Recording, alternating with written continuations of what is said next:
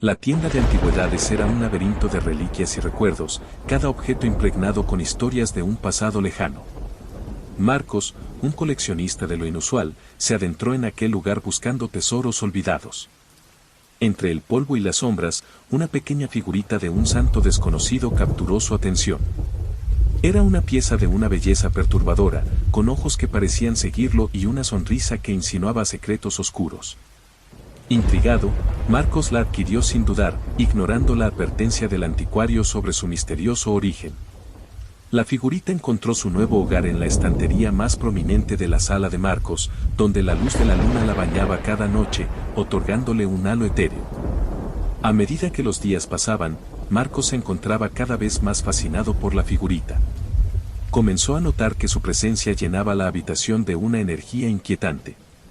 Los objetos a su alrededor parecían moverse por su cuenta, y las sombras jugaban en las paredes como si estuvieran vivas. Una noche, mientras la ciudad dormía, Marcos despertó al son de un susurro apenas audible. Era la figurita, hablándole en un idioma que no conocía pero que, de alguna manera, entendía perfectamente.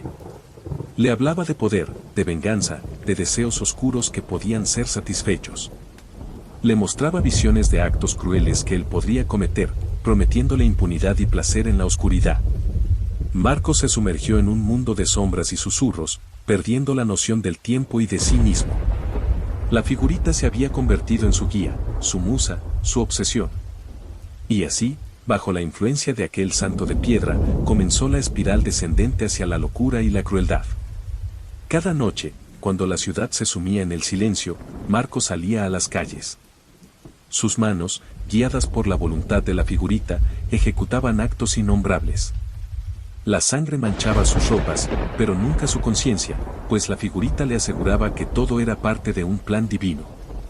Y mientras la ciudad se estremecía ante la serie de desapariciones y los rumores de un depredador en las sombras, Marcos se deleitaba en su secreto oscuro, en la comunión con su santo de mirada penetrante y sonrisa burlona. Las noches de Sullana se habían vuelto más silenciosas desde que Marcos comenzó su ritual nocturno. La ciudad, antes vibrante, ahora yacía bajo una pesada manta de temor. Los vecinos murmuraban sobre las sombras que se movían con propósito a través de la oscuridad, y las madres apresuraban a sus hijos a casa al caer la noche. Marcos, por su parte, se sumergía cada vez más en la oscuridad que la figurita le ofrecía. Su rostro, una vez amable y abierto, ahora era una máscara de frialdad y secreto. Las manos que antes reparaban y creaban, ahora destruían.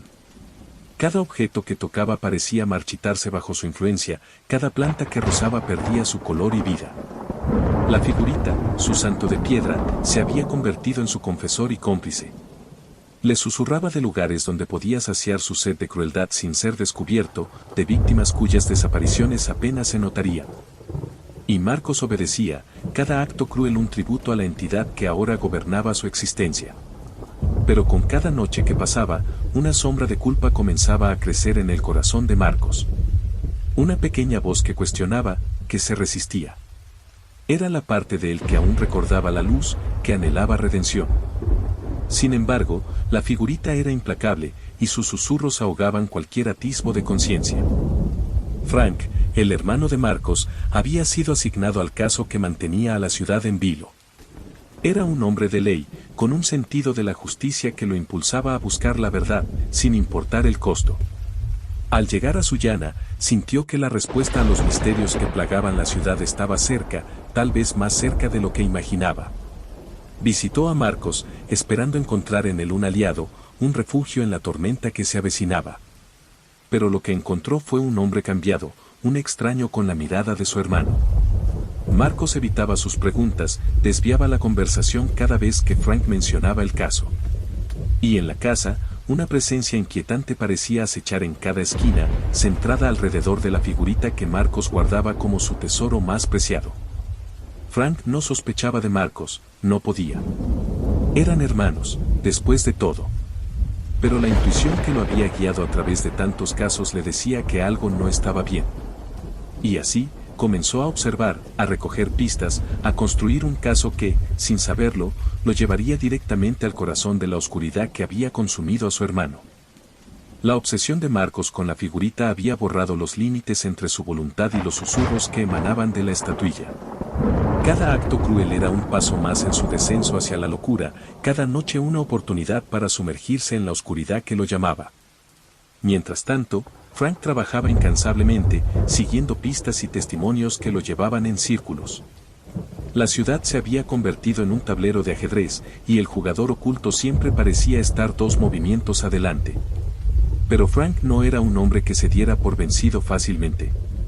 Su determinación era tan férrea como la obsesión de su hermano.